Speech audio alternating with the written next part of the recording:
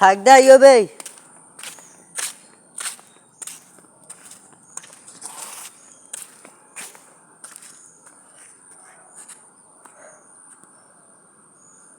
এই যে আমাদের পুরনো বাড়ি, আর এইটা হয়েছে নতুন বাড়ি।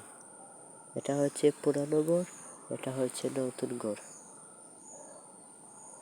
আমরা বানিয়েছি। কেমন লাগলো আপনারা কমেন্টে বলবেন,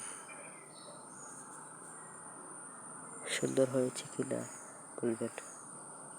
এই যে আমাদের গরুর ঘর, এইটা হচ্ছে আমাদের লাকড়ির ঘর, এইটা হচ্ছে আমাদের থাকার ঘর।